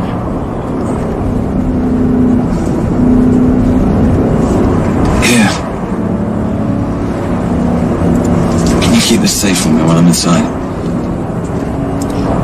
Walana kabisa kumbe ni aje beshte alojua kuona vipi hili pete uje kuniwekea kwa makini paka wasana wakati nitakapokamu. Riet ameni usiamini hili pete nikakwambia uridi kweli kwa maisha yake beshte ni muhimu zaidi. Sababu moja, Mori anajua vizuri hili pete lenyewe kumbe sasa hivi atawahi kuja kujua nani na mwenye kumbe sasa hivi aliagamiza wazazi wake. Kumbe cheki akikubuka vizuri. Huyu jamaa aliyekuwa yujulikana jina Zanda. Jamaa nakwambia kumbe alioja kumfanyia training moja mwenda. Asanti sana. Na ikabaki kuwa already best mwenyewe. This time amekuwa ama kijana amekuwa mnoma, lakini kumbe sasa hivi kulikuwa kunafika kiwango kwamba kijana manze yuona Zanda pale basi kweli anampeleka bio bio. Isn't a game where exists to ensure integrity between participants in order to determine a winner and loser. Rieta wacheki kumbe sasa hivi yenye Zanda alikokuwa pale yuamfunza kijana si mambo ya Night Tempura. Alikuwa kumbe this time pale basi yuamfunza maneno kawaida pale basi ni ya kikosi kilichokuwa pale hatari sana. Can't defeat the strong. But what about honor? I know you love your Templar Knight stories, Simon, but at some point you'll have to realize that they're just stories. It's a survival of the fittest out there. Your enemies will seek out any and all advantages they can. You must be prepared. Right. Wasikia ni kwamba kumbe sasa hivi already kweli kijana lazima uwe kuwa umejitayarisha kwa kila kitu. By expecting everything. Right. Sasa hivi kawaida kumbe kuja kujitayarisha kwa lolote lijaro ni uwe kuwa basi pale wajitayarisha kwa kila kitu. Swafi kabisa waliweje kufika location haraka upesi kumbe Morio pale basi yeye mwenyewe na weje kududa inadi. Alafu kumbe Roy naye ni aweje kwenda kubagaisha makauzi pale. Safi safi. Aha. You need to disable the alarm. Right, you need to disable the alarm. Kawaida kike mwenyewe pale nikakwambia ndiye expert wa makompyuta hapa nako security na kuambia ilikuwa gani nyingine deadly. Kabisa. Cheki kawaida kijana naye kumbe this time ni kuja kudunda inadi hapa moja kwa moja kuja kubaga iseti ni kwamba anataka kwenda toire. Yes, lakini kumbe already hapa na fix mtabo already kumbe kike ndio aweje kupata access ya kuingia kule ndani kwa magaidi. Gafra maskini pale kumbe una habari vipi huu mtabo ni wa nini umevalia? Kijana ushaicha pangwa vita ingine pale ujuangi pale penye imetoka. Makosa kumbe supu akaja jua already maskini pale kumbe Roy yako tabani. Morio naye kumbe sasa hivi already kulikike na aweje kufix zile maroko lakini akadai hapana. Waacha kwanza kumbe this time niende nikakuamua ile jamu yenye Roy amejikwamia. Yes, jamaa namna gani? Kumbe amekwama hapa. Cheki, akajua givita. Makosa kama mshenzi. Kike kudunda ina dimanzi hapa hivi kumbe kuna cha kuwasamea wajinga. Mweleke chagua tu wenyewe. Mshaipigangwa. Tunaulizana na nini nyinyi wanaume? Hello. Niki, holo kilia wewe tikai kujinena. Watini kuniharibia job washenzi. Hello. Safi, kijana sasa ni yaachwa kingangana. Gafra moja kwa moja supuna weje kurudi upande wa pili kule kwa dinga. Speedy already kumbe this time na weje kufixia mwenzetu kila kitu. Morio naye kumbe kuja kuonyeshwa fastisha pale basi kumbe moja kwa moja ni mpaka ndani yake. Rieta. Utamana yako wapi? Roy maskini pale tena kalijipata taabani. Manga ile kile tu hatu mageto hole kile bagau. Girlfriend yako unamtuma tuchape. Hauna bahati. Warieta. Saidi the other already kumbe best hapa nikakwambia saidi ya security manzili kuangani tight lakini kwake. Ye mwenyewe already hiyo ni kazi ya kunywa maji haraka haraka. Right. Alikuja kuonyesha already pale basi kuna strong room upande wa pili. Na huo mrango ni weje ku extra careful sababu ni kwamba kumbe kwanza hizo mahijis pale basi best usije ukaja kuzigusa gusa. Cheki. Kwake already nakwambia kumbe uni mwenyeji. Tizama. Fastisha. Kago already kungoanisha kisha. Right. Uni muenda. Safi mrango ngoa bila hijis. Kisha mara that akaja kuonyeshwa ni aje piga dumu uko ndani basi kumbe sasa hivi ndio weje kuona nini zile miale zimewekwa manze pale basi kumbe hapo unaweza pale basi dunda vinonzero beste. Najua kwamba kumbe sasa ni kwa sekunde 10 hata hataki 10 anahitaji 2 tu. Cheki fanya mtelezo moja kwa moja kumbe ni mpaka kwa mlango wa pili. Kisha na maana hapa hunao unahitaji pale kumbe sasa fingerprint za mwenye huaga yuazifungua na ni mmoja tu kuja kuvaa yani pale juala aloja kuonyeshwa swafi already pale basi wacha tuweje kukupatia nani right full clearance yake Alexander K. Cheki hizo ni fingerprint zake wa mami anakuambia kumbe ni wedo wazimu right. Kisha na maana swafi pale basi kumbe kuja kujipata upande wa server room ndani already kumbe plan nani yake na weje kupata ku download kila kitu right na download haraka kabla pale basi kumbe kwako Morio nikaje kuumana vinonzero swafi laptop bampa kwa bampa. Kisha na maana already kumbe this time kuja kuzifanyia mambo pale basi kumbe yani kuhack sasa zile brugo. Cheki wanga mnasema kuna hakiwa Rieta kitu na ikaanza pale basi kumbe ku download kila kitu tata gafra mami wororo fena corridor amedunda hapa hivi na badi right moja kwa moja kumbe tata tuna haja na yule mwanaume wako wewe badi kalisha huyu mwanamke na uweje kumkaa bampa ni mnoma chunga zaidi kwake walande moja kwa moja kumbe una habari vipi chunga zaidi unaweza kwa yani unaweza ngolewa meno saisai kidogo savarumu yenu iko wapi downstairs sababu ni kwamba kumbe already pale kuna mweki naye na hamujui kuna gaidi huko safi haraka upesi kumbe ni aje waweje kuteremka moja kwa moja ni mpaka upande pili kule kwa basement. Risto namna gani walijajua vizuri already mshenzi yuko hapa we duati kalilo huyu jamaa si tucheke tapita na westa ili moja wazimu vipi mambo Morio naye pale basi kumbe una habari ni aje kaburungo kake pale bado kumbe sasa hivi kana download mdogo cheki pale penye amejisunda wochi ukavae ni atia hai jamali stukianga pale yani fena kakastukiaga mlio wa risasi kududa inadi na nimeno ne gali kweli uni chui.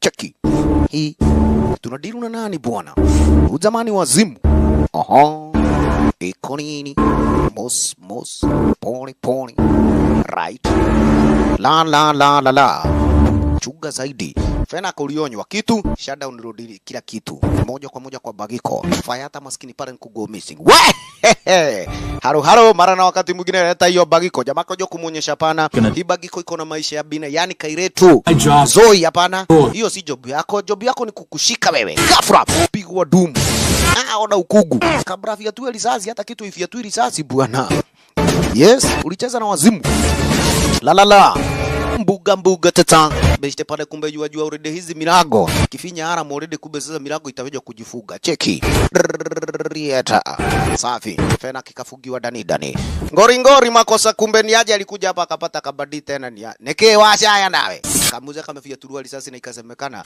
ameniambia nikuambia naitwa Morris yes na ameshika demu yako tafakari hayo ate ini mbaya makosa kumbe tata hivi besti ikabidi pale ameshikwa lakini noma kumbe kushikwa sasa hapa amini usiamini ni aje kamdosi anafurahia pale Fenak manzetu umekubamba gafra Morris alikataka ule pale nikoja kumpigia nani mwenzetu makosa kumbe sasa Simon ni aje alioja kuonyeshwa ni kwamba kumbe already pale basi ni aje usipoja kuleta hizo ma account kataumana vibaya sababu ni kwamba kwa tata hivi mimi pamoja pale basi na Kairetu tutakuwa maiti Riet Maris will kill them both if we don't stop. Na wakaigwa unasikia sasa kuna maisha ya wawili waliotambani hapana kazi yako wewe mwenyewe pale basi ni kuja kwenda kwa jela sisi ma FBI tuje kuingia pale tukaokolee hapo hakuna cha kuokolea tufanye kazi mimi na wewe tusipofanya vile Fena kutakuja kujilaumu yenyewe Fena kaloja kuona ni aje tempora uangajua jidai mwenyewe ni pro wena wewe kuanza hizo transfer uwe zamaki kuja tu ni kuja kuweka hizo makode namba haraka upesi When did you lose your mind? When did you lose your mind? Wewe fanya chenye unafanya. Kumbe nikakwambia Patricia naye walikuwa wanajiona na huyu mjiga. Kwa miaka mingi. Alright. Kauzi namna gani? Wenzetu nao kumbe sasa ilibidi pale ni aje. Cheki already hapa fena kalujua kuna otherwise. Amini usiamini bila usaidizi wa mwenzetu hawezi sasa hivi akaweja kutoboa. Yes, koja kumbe sasa hivi ni koja kumuokolea, yani kuokolea wale mademu wawili Patricia pale na Zoe, kisha na kuja kuwashika wale magaidi wamekuwa ni mambo mbaya. Shwari kabisa, kumbe best akadaini kwamba kuna noma bora tu kumbe this time nitoje kufanya kazi. Baadaye ikibidi sasa this time pale umenishika haina shida. Riet walielekea mpaka location yenyewe. Kawaida ni upande pili kule kwa bota. Chunguja mambo. Kaja pata already kumbe kuna 6 miongoni mwa kamjeshi ndani yake. There's 6 guards on deck. Yes, there are 6 guards on deck. Kumaanisha ni kwamba kumbe hao nitaenda niwapitie wote wote. Fena kakajua vizuri hapana. Hautaenda kuwapitia wote wote, lazima tuende tuwapitie sisi wote. Sababu unakujua vizuri, unaweza wapitia alafu uchukue kila kitu ugo missing. Swali. Tuo china tuo. Kumbe chungeni hapa kusileki. Cheki. Mwenye amedunda inadi. Hata hakuna kuwafanyia hesabu. Walalai. Kinodhia. Iko shida gani? Kwenda kunywa maji Tuachi tukajua hapa ni kuna onzuru. Right. Muri usema kutudandia. Hii ni kazi haraka haraka. Ralala. Oi guy. Kariki kuja hapa. Kuzi ndio tutakangi. Yes saya. Fayata Mori alidundanga inadi akaja kupata kiki ya kozobi yake already kumbe tata Fenak na yeye yani pale Morris na yeye akaja kudaini kwamba exactly umekuja yani kwa gidha ile inahitajika zaidi. Leta pale basi kumbe burungo already pale kiki 9 anze transfer haraka upesi. Wewe shika burungo. Yes, tuma hizo pesa biu. Mimi sitaki mchezo. My wife. Right, huyu ni my ex-wife. Haya, kama waine. Were you going to mention this? Yes, na hujawahi niambia hapana. Na kuambiaga maisha yetu yakuwe private. Hiyo story nyingine sasa ya kazi tueje kuelekea. Saidi za basement nako kumbe chunguja. Ni azeaze kaharako hapa hivi kumbe na Zoe maskini kidogo. Yes saya. Nakabawe. Naitagwa gia namba 9 hapo kujitoa ni ngoli. Right. Jamani kujiintroduce mwenyewe pale kumbe ni mwana FBI at least kweli amekuja kuokolea supu. Asante sana. Mara hiyo kumbe this time ni aje. Kuna otherwise moja kwa moja unajua kupata kugomisi. Kaile tunakwambia roho ya duda kama injini ya Honda. Waacha kidogo kumbe kama shinuna yakajua kuachana pingu gedha. Rieta. Moja kwa moja wajaribu at least wawezavyo ni kupata getaway chugeni. Waya pato wadabura. Kumbe mwenye yuko inadi ni Catherine. Catherine ni nani? Yule mama wa Cabo nikakwambia kumbe ni Goro Didiga. Alikuwaga pale bado kumbe kwa ile mishoni ya zile pesa. Dead, right? Kidogo kumbe ni aje Morris alianza kumuuliza Mori una habari nini? Ukajua hii pete ilikuwa gani ya nani? Ukajua vizuri already kumbe sasa hivi ilikuwa pale mikononi mwa babako. And your father. Yes. Na ukajua ilikuwa mikononi yani mwa yule aliyeweja kuua babako na mamako pia. Cheki. Jamaa aliyekuwa kumbe sasa pale basi kweli na tattoo iliyokuwa ni ya sudi imezingirwa na nyoka. Neguo jamaa akakumbuka vizuri venye alikokuwa toto mdogo ghafla maskini Fenak amebambwa makosa pale tena Zoe na isitoshe kube yule mama wakaboa zimu. Leo hii nakwambia kube besti akajua vizuri exactly Zoe ndiye hakuaga yuampenda huyu mama yani mwanamke. Gold digger killing her husband for his money. Alright, wewe neki mutitigiolimu ati nini? Wewe hapa wajaribu kung'ang'ana na kuambia wakajikosea. Alright, ni kila mtu na wake tata. Catherine, ni ujue. Wanyone tio tuko, ni atia. Right. Maskini Fenak sasa ndiye amepatana na majinari. Mwanamke wazimu. Morio naye wangangane hapa na Morris. Morris, taniambia vizuri nimesikia. Unajua ni nani aliua babangu? Kagoma. Kai tumdogo Zoe ndiye anashindwa. Kankali ya kurukia dhalime huko. Wewe pumba kunywa lisansi kuna malisansi. Kiojua yangu kuwali na buduki 3. Ndiye uwaga na beba buduki 3. Rieta. Hapa nako cheki jangili libidi pale na memshika Zoe this time etini kuja kulinda yani kujilinda. Let the girl go. Let the girl go Morris. Morris. Panda si kesho niko na haja uniambie ni nani mwenye kaangamiza wazazi wa. Heki kwenda. Ewa hikeirwo nowe. Ulikuwa umeoa nani? Rieta. Who killed them? Nani aliua wazazi wangu? Who killed my parents? Simon Templar. Simon Templar. Just a pawn. Right, wacha kumbe tata nakuambia already wewe mwenyewe ni panganga ulizonazo sababu hauna habari. Already kumbe tata hivi ni akina nani wala wafanya vile. Asante sana Zoe, kumbe baada ya leo kuona ni aje manze umefanya poa. Lakini mwenzetu aliweja kuelewa vizuri, kumbe kuna mmoja tu mwenye angaliweja kuwa ni suspect mkubwa. Kairetu akaja kuonyesha ni aje ni kufinya tu buttons zile zapazo uje kurudia exactly waliokuwa na haja nazo. Imagine pesa zirudi kwa akaunti zake. Cheki mambo. Walala. Kufinya tu enter. Chapana kuambia kube mara moja. $2.5 billion zikarudi upande wa pili pale basi kube kwa bank ya Nigeria. Wewe girlfriend hauna bahati. Umesota mtaka yote ukosa yote. Kaye. Akiambugu. Nitatoka. Hakuna bali unatoka uende. Kwera kabisa. Unaenda Rangata. Miaka mingi kuliko venye utaishi hapa duniani. Okay. Tempura. Kuita tempura. Na kuambia woi. Kamuzi alishagaa waiguru. Already kamze mwenye washajipa shughuli. Jua ni kwa bakube kuna kibarua chenye morio na hajakamilisha. Shajua vizuri.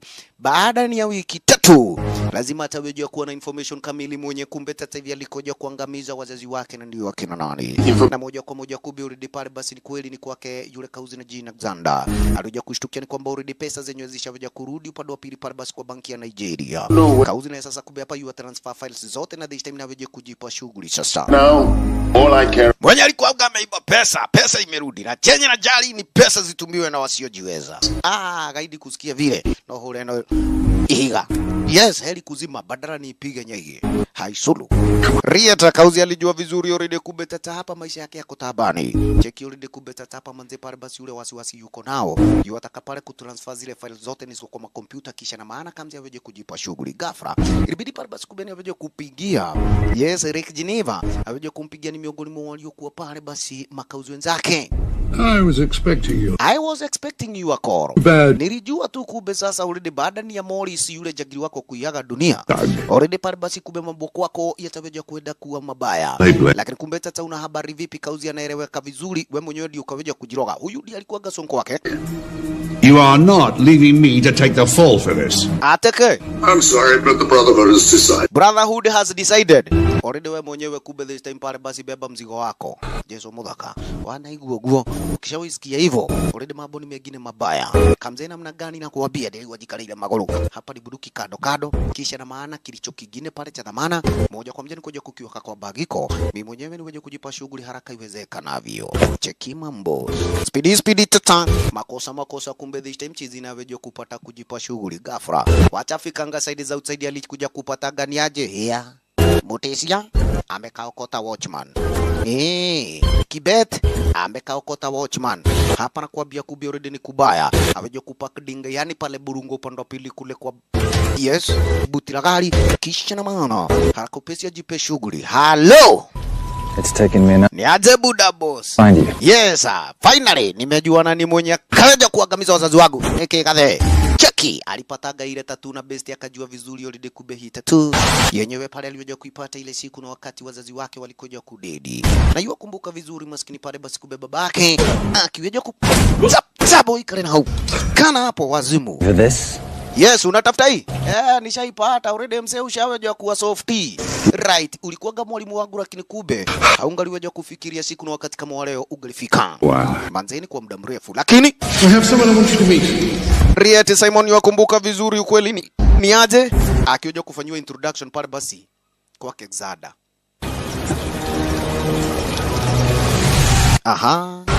Wewe ndio kube uliweja kuangamiza wazazi wangu kweli. Babangu alikuwa gani mwana Knight Templar. Alafu kube sasa hivi hiki kikosi kingine kilikuwa pale kinajitabua na jina The Brotherhood. Chenye kube wa sasa hivi kilichoja kuonerea vizuri Knight Templar wote wataiaga dunia.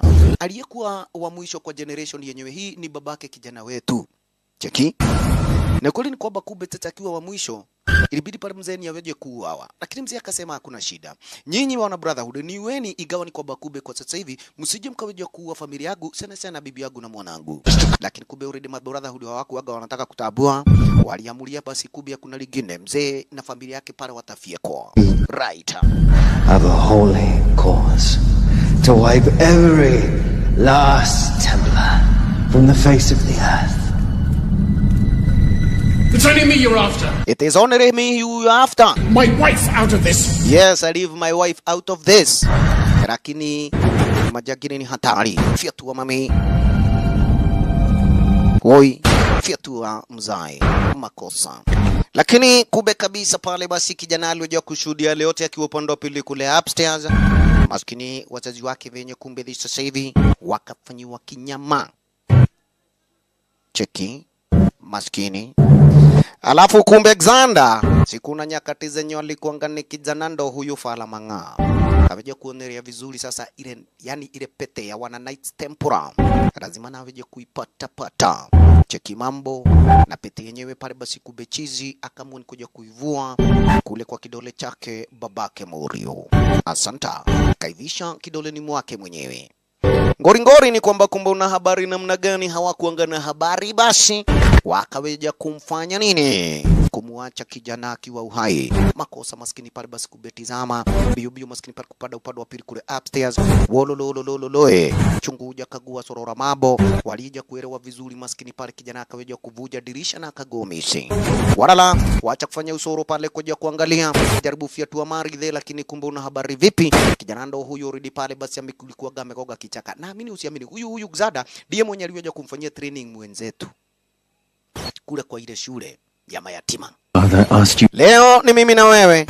Safi. Unajua kubaki ama babagu aliyoja kukuomba msamaha. Uachane na familia yake muangamize mwenyewe. Lakini kumbe wewe ulibaki kuwa mnyama. Right.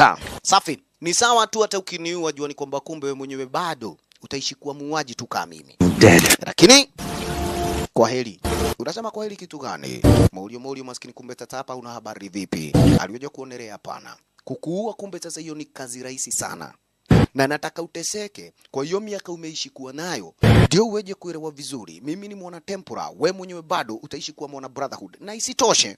Yes, uko na kesi zingine nyingi zaidi zenye zitakapoja kukufanya kube kabla hata uhukumiwe.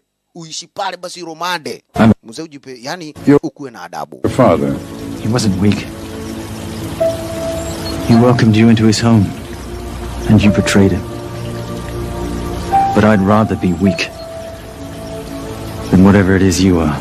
Right, I would rather be weak. Yani be weak kukuliko venye uko tata hivi. Na wazana wakati wenye already kumbe walijaja already kweli kikosi cha wana FBI. Safi. Mara moja. Make sure kwamba kumbe already kweli kuyuka uzi tata hivi.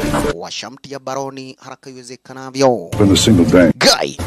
Ni simu moja tu ndapiga alafu kumbe tata nitoke kwa jera. Lakini kidogo mwenye alikuja pale ni Special Agent Cooper. How nice to see you. Lakini jagiri alivyoja kuonyeshwa ni kwamba kumbe tushaweja pale basi kukushika already kweli na makosa mengi zaidi. Na sisi kama wana FBI kumbe this time tunakuficha wewe. Kiasi ni kwamba kumbe lazima tuje kupata information. Na ile information yenye tuko nayo buda. Manzi hapa already kumbe sasa hivi kweli lazima tutakuja kukuzungusha kote duniani. Kabla yani tukuzungushe. Already miaka yako kuishi hapa duniani itakuwa tayari kama imeisha. Right. Government just wants to talk to you. Nani anakuambia ati tunakushika tuweke tukupeleka kwa jela? Tunakushika already kumbe sasa hivi mahojiano yanaanza mara hiyo papo hapo. The indefinite detention of terrorism system. Oi mwadhani. Kamuze. To rush into anything without the facts. Yes, sisi hatufugagi watu bila kuwa na ushahidi kamili. Na wewe ndio utaoja kutupatia ushahidi kamili wa kumake sure kwamba umebaba. Kupa mdogo wetu Simon. Uko wapi? Gai. Ufala. Yani kumbe kila siku waga na toroka. Unacheka nini wewe? Cheka ugonzo hapa nini? Toi maiti hapa. Wororo. Lakini kumbe sasa kuja kumpata Simon Templar. Venye tu ulikuwa umeniambia hiyo nyang'ao ni kichwa gumu. Wacha kumbe sasa kwa niaje jamaa kumwa kwa kichwa. Na already Simon mwenyewe amekufanya kaweja kumshika yule jagiri mwenye ulikuwa gana haja na yeye zaidi ya sana. Simon Templar. Rieta. Kaja kusikia mwanaume mwenyewe kumbe tativi wanga yuafanya kazi kiume. Ndugu nakwambia kumbe na ndo huyo. Right. Alijaelewa vizuri ni kwamba liwe liwaro lakini kumbe kwa sasa hivi ametimiza na akaja kutekeleza kibarua chenye kilichokuwa ni mbele yake Morio. Right, FBI now. Fastisha pale basi kumbe ni kuja kujipa shughuli. Wala na shwari kabisa na amerudi kuonyesha ni the Saint ukilipenda. Asante kwa kuipenda na kuifurahia movie yetu Daddy. One DJ Smith.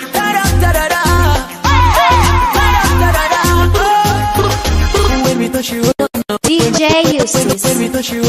DJ Natty.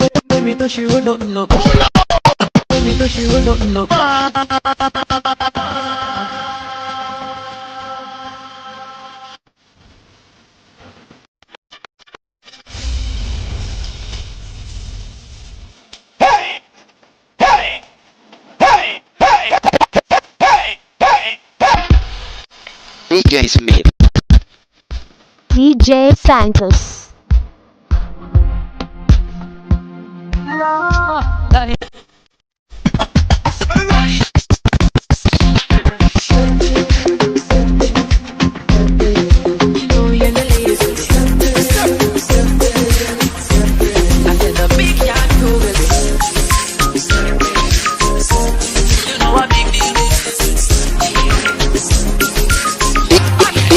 DJ Smith. Napenda Yesu.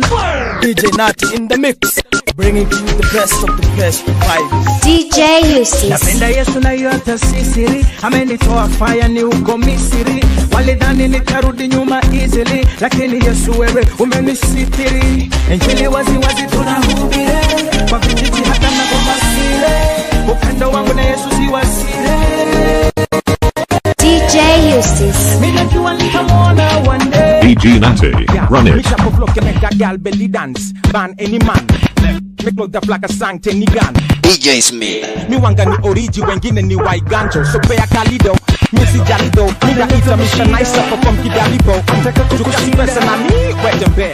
Na hapo ndio mama mi wanipendea. Menamo la vama Dallas, uneza ni shavala. Minifanya ama rapper wate wase walingala ala. Mini na swaka bana, Nairobi baka kala. Kami ni kati mini kimba na weni akala. Niko na M-Pesa cooperative mission equity. Pesa ni mingi nimepisha so many na publicity. Paparazzi big up picture then tuzione BBC.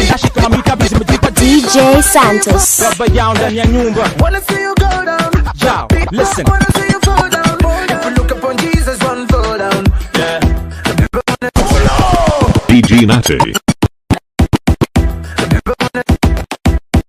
People wanna see you go down. They don't wanna see you fly. Wanna different you could now. Let me on my DJ Eustace. And if it's evil, me a shot. Every devil plan me a man. and if it's evil, me a shun. Analeta mashida kama yubo simama wima. Analeta mashida act like you kneel. Yeah. So much.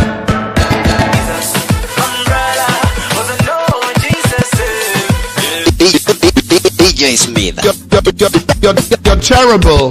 Mississippi putting it down. I'm the hottest. DJ Natty.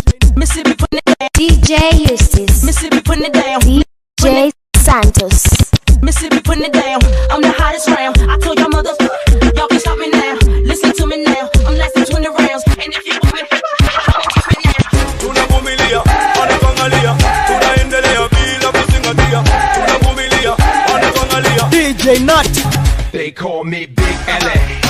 Big Silly.